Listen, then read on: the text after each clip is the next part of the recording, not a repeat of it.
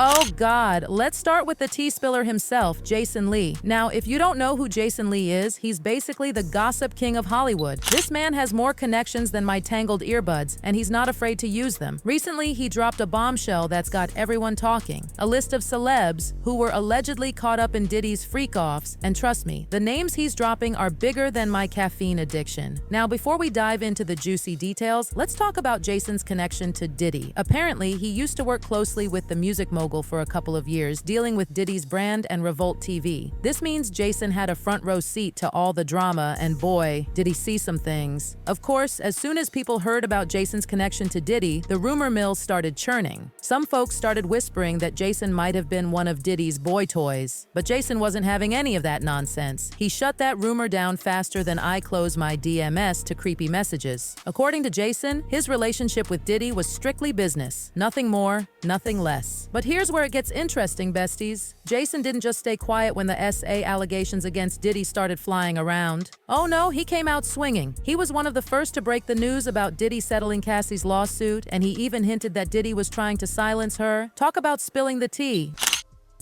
Now I'm hearing from the streets that it was between 20 and $25 million. $25 million in one day. That ain't happening if ain't nothing happening. You know he's not getting the Ciroc money anymore because they sued him and he got into a big fight with Ciroc. So that $50 million a year hasn't been coming in, at least for the last year. And then he lost AT&T Dreaming Black because they woke up and said they don't want to dream in black with him no more. And then the true tea is Revolt did not renew our show, or couldn't renew our show because they didn't have the money to do it. But we still support Revolt because it is a black-owned business. And we wanted to continue to thrive, even though Diddy stepped down recently as the chair. But it's still moving forward with Tavio and Dion, the CEO of Bad Boy or Combs Enterprises. Well, here's a photo of Cassie and Diddy's statements following the resolution of whatever caused them to get here that's in the paperwork a day later. Take a look. Statement from Cassie. I've decided to resolve this matter amicably on terms that I have some level of control. I want to thank my family, fans, and lawyers for their unwavering support. Diddy said, we've decided to resolve this matter amicably. I wish Cassie and her family all the best. Love. And then a statement from Douglas, the counsel for Miss Ventura, says, I'm very proud of Miss Ventura for having the strength to go public with her lawsuit. She ought to be commended for doing so.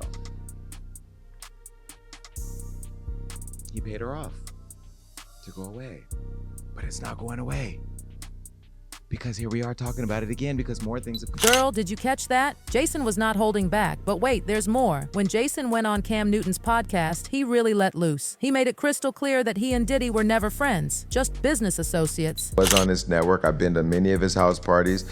Let's start with different silos of Diddy, right? Okay. Cam was all ears after that bombshell, and he asked Jason about the celebs he saw at Diddy's parties. And let me tell you, Jason was more than happy to dish out the dirt. According to him, these parties were like the Met Gala of debauchery. We're talking A-list celebs left and right. The security was so tight, it made Fort Knox look like a playground. Military to stop people from wanting to scale the wall to get in his house because on the other side of that wall is Beyonce, Jay-Z, and every big star you want to know.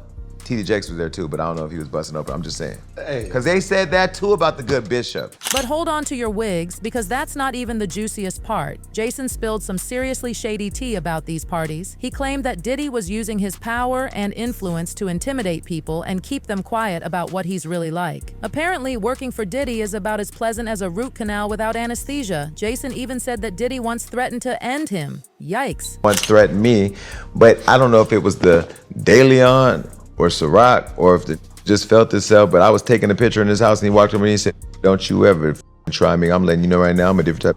I said, do you want to get in the picture or not? Because I'm drunk, you drunk, and I ain't about to do this with you. Yeah, he got in the picture, took the picture, he said, I f with you, man. If you don't get your crazy Dr. Jekyll, Mr. Hyde ass out of here. But you know, that was the little experience I had with him. But every text was always love, it was always cool, it was always nice to me. Now you'd think that would be enough tea to last us a lifetime, but oh no, we're just getting started. After Diddy got arrested, people started side-eyeing Jason, wondering if he was more involved in Diddy's shenanigans than he let on. But Jason wasn't about to let those rumors fly. He went on Instagram Live and started dropping names like he was reading the guest list at the Grammys. You know, a lot of these celebrities, every single celebrity in the culture has been to Diddy's house, which means they've gone through all his phones, text messages. I can read you my text message to Diddy.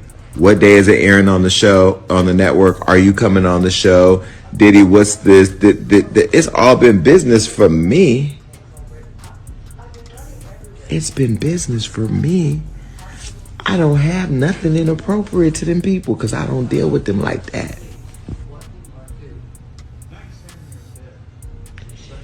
So you mean to tell me all those late nights, what you doing, where you at?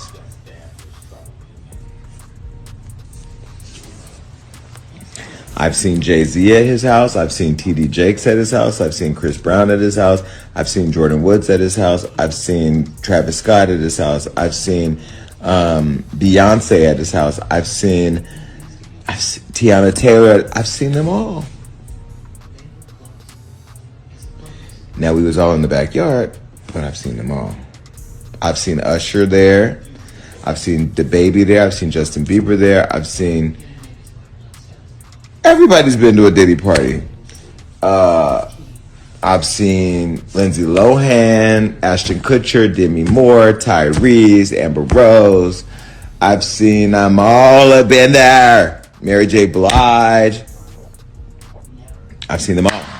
Girl, I don't know about you, but my jaw is on the floor. Jason was singing like a canary and he wasn't missing a single note. Every single person he named has been caught on camera at these parties. It's like a who's who of Hollywood's party scene. One of the names that caught everyone's attention was Chris Brown. Now, we all know Chris loves to party harder than I love my morning coffee. But get this. Chris once told a story about how Diddy allegedly tried to put the moves on him when he was only 12 years old. I know, right? It's giving major creep vibes. And then the funniest part, like a lot of people don't know, Diddy turned me down. I was 12 years old. This. Like, man, let's talk about him right now. But it's love now. This is like my family, my brother now. But let's get to the point. But it was a blessing. You went to see him. Yeah. Was you dancing? So basically, it came as a package deal. Because if you danced, he definitely would have signed you. Nah, I'm gonna keep it 100. After that incident, Diddy didn't sign Chris. He claimed it was because things didn't work out, but fans are convinced it's because Chris didn't, well, you know. But apparently that didn't stop them from partying together later on. Allegedly, of course. Another name Jason dropped was DaBaby. Now, this one isn't too surprising because DaBaby himself spilled some tea in an interview with Shannon Sharp. Apparently, Diddy got all handsy with him at one of his parties and was telling everyone how much he liked DaBaby. Talk about uncomfortable. This was the beginning of 2020. You know what I mean? Diddy had put everybody else out the crib.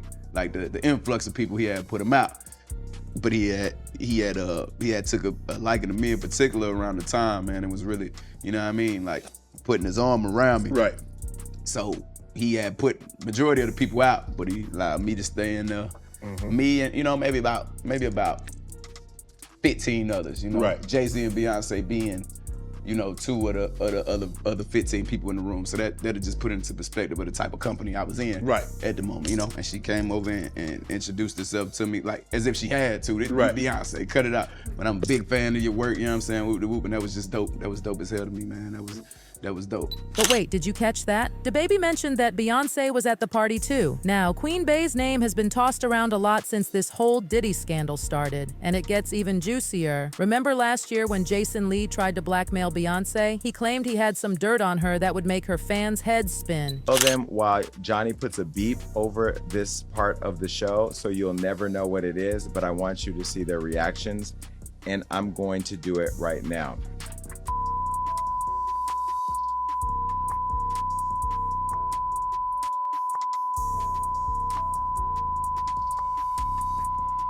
Jason said he'd keep his mouth shut if Beyonce got R. Kelly to come on his show. At the time, everyone thought he was just salty because he didn't get invited to the Renaissance movie premiere. But now, it's looking like he might have actually had some tea to spill. I got the receipts. I still have the receipts. Yvette, no, I got the receipts. I got them. And I think people like her publicist, who I love. And I'm just being critical. That's just what I do. You know that, Yvette. We're trying to book Kelly Rowland right now. Now, if I don't get Kelly Rowland because I say this about, then it's going to be a problem. Then I'm putting out receipts. The receipts I just told you about, then I'll put those out. Whew. the fires that will come of that. I ain't worried. I ain't going nowhere. I'm telling you right now, I'm not playing this industry game.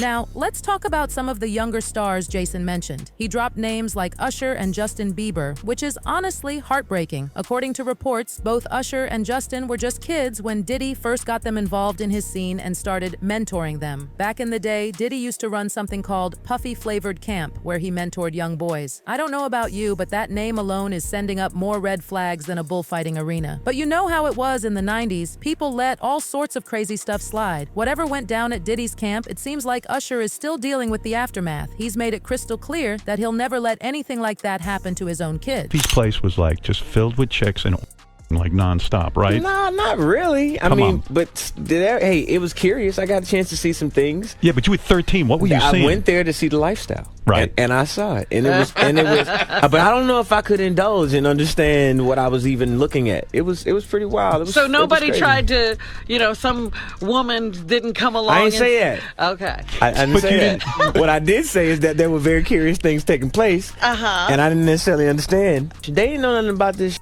Oh. I was having a good time. You're a dad now. Would you ever send your kid to Puffy camp? Hell no. As for Justin Bieber, sources claim that he was also allegedly victimized by Diddy. Their so-called friendship started to raise eyebrows when Diddy made a video about how he and Justin were going to spend 48 hours alone, away from cameras. I don't know about you, but I can't think of a single reason why a grown man needs to be alone with a 15-year-old boy for 2 whole days. What really got people talking was how Diddy was promising Justin the world. We're talking a Ferrari for his 16th birthday and even a mansion. Now, if you know anything about Diddy, you know he's about as generous as a hungry squirrel with its last acorn. He's been owing his artists money for years, but he was ready to buy Justin a whole house? It's giving major love bombing vibes, which makes the whole power dynamic even creepier. This will be yours. So, every time you come to LA, it's a little dusty, but when you get 16, you're good to go. I'm good to go. Yeah.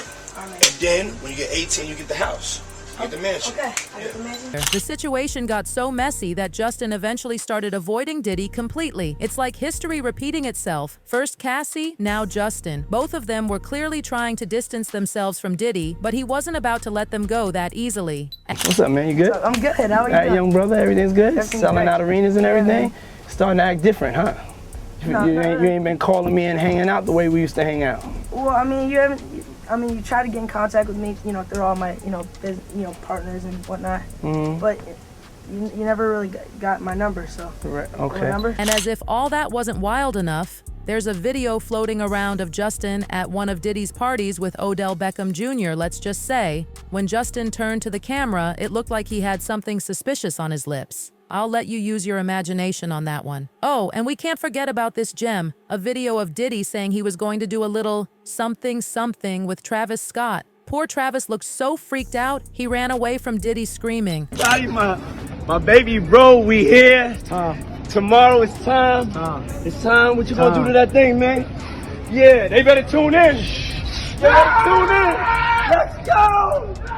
Now, here's where it gets really dark, besties. According to the streets, Diddy has been recording all these wild parties and using the tapes to blackmail celebrities. It's not just gossip either. Lil Rob mentioned this in his lawsuit against Diddy. There's speculation that Diddy's real source of income isn't music at all, but blackmail. Apparently, he's got celebs paying him off left and right to keep their secrets under wraps. Some fans are even saying that Diddy was basically the Jeffrey Epstein of the music industry. The theory is that he'd set up young artists in compromising situations so he could control them later through blackmail. It's a seriously messed up situation if it's true. According to the indictment, Diddy would secretly record people in all sorts of situations, both consensual and otherwise. Then he'd use these tapes to blackmail them into covering for him and supporting him. If this is true, it means Diddy might have been controlling a huge chunk of the music industry through blackmail. It's like something out of a twisted Hollywood thriller. Whew, that was a lot to unpack, besties. This whole situation is messier than my hair on a humid day. It's got more twists and turns than a roller coaster, and honestly, I'm feeling a little queasy from the ride. What do you think about all this tea? Do you believe Jason Lee's claims? And what about all these celebs allegedly involved in Diddy's parties? It's a lot to process, I know, but remember, at this point, a lot of this is still allegations and rumors. We don't know for sure what's true and what's not. One thing's for sure, though, this Diddy scandal is far from over. I have a feeling we're going to be hearing a lot more about this in the coming weeks and months. That's all for now, my lovely tea sippers. Don't forget to like, comment, and subscribe for more juicy celebrity drama. And hey, if you want to dive deeper into this mess, check out my next video. Trust me, you don't want to miss it. This is Hot Gossip, signing off. Stay fabulous, stay curious, and most importantly, stay thirsty for that tea. Bye.